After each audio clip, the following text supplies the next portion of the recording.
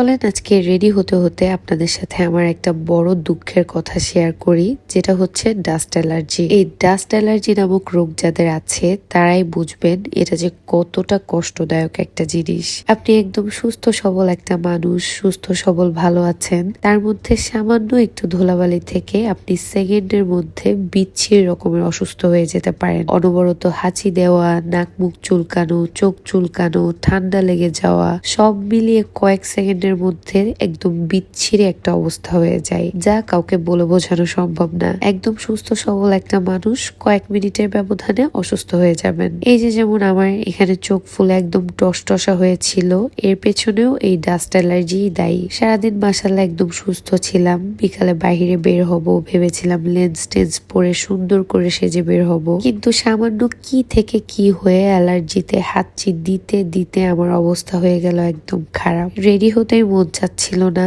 Lens পরবো ভেবেছিলাম, কিন্তু চোখের যে অবস্থা, লেন্স পরলে আর চোখ খুলে তাকানো লাগতো না, এমন এক অবস্থা। কি আর করার, যতই খারাপ লাগুক রেডি তো হতেই হবে।